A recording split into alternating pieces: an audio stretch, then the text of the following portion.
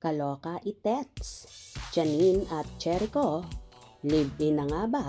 Kaya lumipat ng bagong kondo ang aktres.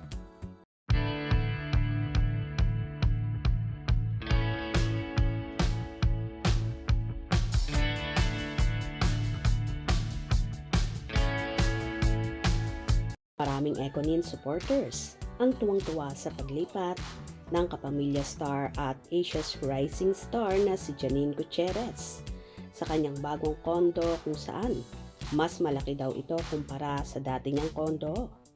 May mga fanay naman na iniintriga sina Janine at ang nobyo nitong si Jericho Rosales.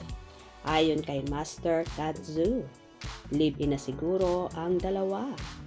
Econin.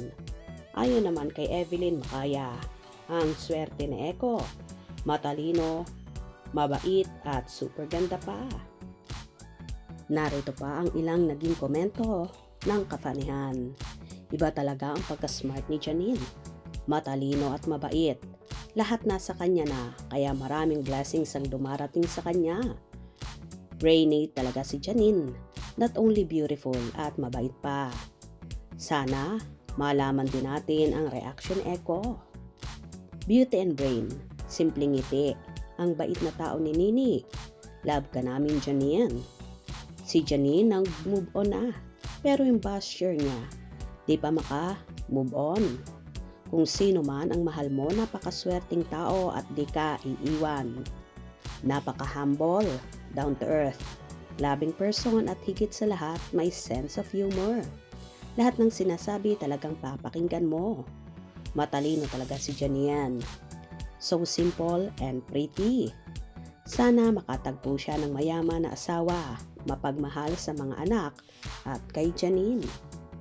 Kung karamihan ay pinupuri ang actress, meron namang ilan na tila ang palaya kapait. Nagbahagi kasi ang actress kamakailan sa kanyang Instagram story kung saan may caption na unpacking break. Have to finish setting up the house before filming starts again in March. Kung saan ang background nga ng naturang picture ay ang bago niyang kondo kung saan siya lumipat. Anyway, kung totoo man na naglilibin na sina Jericho at Janine, wala naman sigurong masama dahil nasa tamang edad na rin sila at kung totoo man ito for sure, sinisigurado lang nila na compatible silang dalawa. Para kapag nagpakasal na sila at nagsama ay wala na silang pagsisisihan pa sa huli para hindi na mauwi pa sa hiwalayan. Pero para sa akin opinion ko lang naman ito.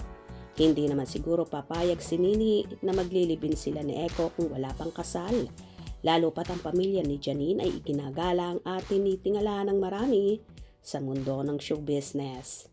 Kayo ano sa palagay nyo? Opinion nyo regarding dito. At hindi naman porket lumipat ng bagong kondo ang actress ay para mag-live-in sila ni Eko. Pwede naman na gusto ng dalaga na mas maluwag at malaki ang space, kaya siya nagporsige na kumuha ng bagong condo unit. At in fairness galing lahat ito sa pinagpaguran at pinaghirapan ng dalaga. Kaya naman si Eko super duper proud sa nobya. Kayo din ba proud sa mga achievements ni Janine? Kung nagustuhan nyo ang video na ito, comment down below.